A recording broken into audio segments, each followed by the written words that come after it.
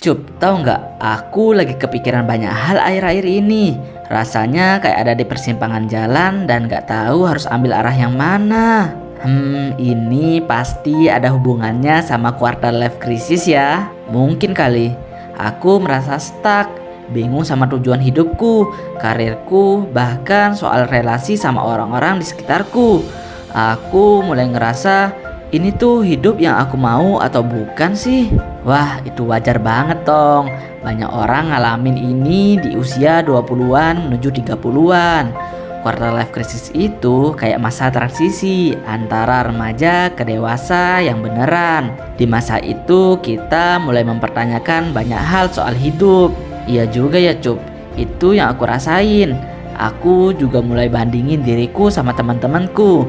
Ada yang udah sukses di karirnya, ada yang udah nikah, punya anak, bahkan ada yang udah mapan banget. Sementara aku masih gini-gini aja. Nah, itu dia salah satu faktor yang sering bikin quarter life crisis makin berat.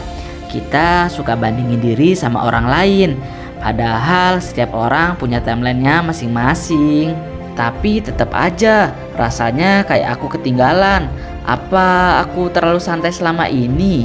Gak gitu juga Tong. Aku pernah baca kalau quarter life crisis itu biasanya lewati beberapa tahapan. Tahapan pertama, kita ngerasa gak puas atau gak nyaman dengan kehidupan kita sekarang.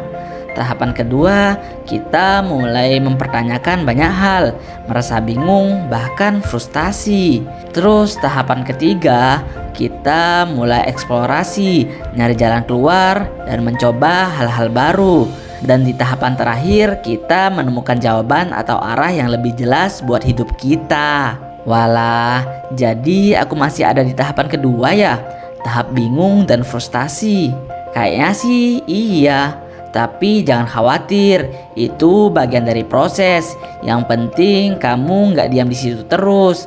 Kamu harus mulai eksplorasi dan cari tahu apa yang sebenarnya kamu inginkan. Oh, tapi kalau aku lihat-lihat, kayaknya yang bikin aku kayak gini tuh karena aku sering bandingin hidupku sama orang lain sih. Aku ngelihat teman-teman udah sukses, sedangkan aku masih gini-gini aja. Nah, itu dia. Sebenarnya ada beberapa faktor yang bisa bikin quarter life crisis itu makin terasa berat. Yang pertama, tekanan sosial, ekspektasi dari keluarga, teman, dan masyarakat bikin kita merasa harus sukses di usia tertentu. Yang kedua, ketidakpastian karir. Kita itu sering merasa bingung. Apakah pekerjaan kita sekarang sudah sesuai passion atau cuma buat sekedar cari uang? Dan yang ketiga, masalah keuangan. Banyak dari kita masih berjuang buat mapan dan mandiri secara finansial. Untuk keempat, hubungan dan pernikahan. Ada yang udah nikah, ada yang masih jomblo, dan semua itu kadang bikin kita mempertanyakan pilihan hidup kita. Dan yang terakhir, krisis identitas, di mana kita mulai bertanya, siapa sih sebenarnya aku? Apa yang aku mau dari hidup ini? Wah, berarti aku bukan satu-satunya orang yang ngalamin ini ya? Enggak Tong, hampir semua orang di usia 20-an ngalamin ini. Oh, sekarang aku udah mulai paham kalau ini bagian dari proses. Tapi gimana caranya agar aku keluar dari fase ini Cup? Nah, ada beberapa cara yang bisa kamu coba. Yang pertama, stop membandingkan diri kamu dengan orang lain. Ingat, setiap orang punya perjalanannya masing-masing. Fokus sama perkembangan diri sendiri. Yang kedua, cari tahu apa yang benar-benar kamu inginkan. Tulis di jurnal dan pikirkan apa yang bikin kamu bahagia. Dan coba eksplorasi hal-hal baru. Dan yang ketiga, berani keluar dari zona nyaman. Kalau merasa stuck, mungkin ini saatnya kamu coba hal baru.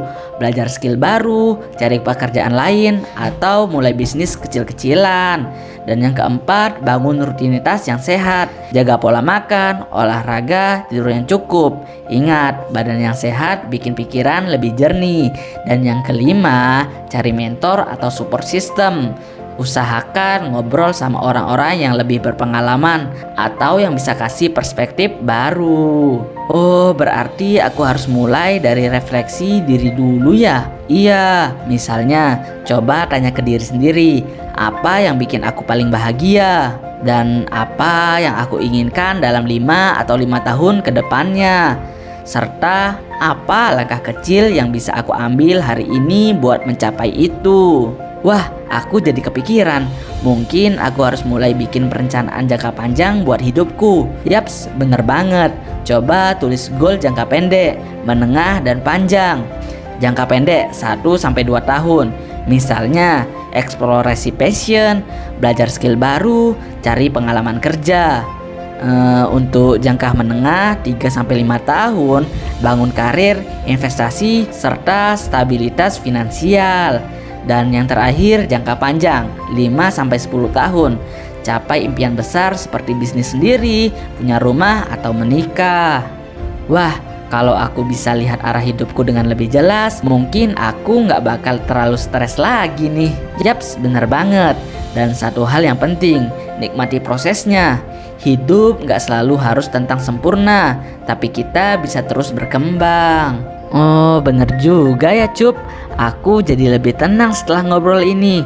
Dulu aku pikir quarter life crisis itu kayak jalan buntu, tapi ternyata ini cuma fase yang harus dilewatin ya. Iya, dan ini bisa jadi kesempatan buat mengenal diri lebih dalam.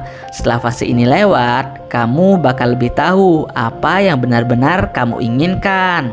Wah, aku bakal mulai dari hal yang kecil dulu deh. Mungkin journaling tiap pagi buat refleksi diri, lalu pelan-pelan eksplorasi hal-hal yang aku suka. Mantap. Dan kalau butuh temen ngobrol, aku selalu ada buat dengerin kok. Wah, makasih ya Cup. Aku merasa lebih optimis sekarang. Sama-sama Tong. Yuk kita jalani hidup ini dengan lebih santai dan tetap berkembang.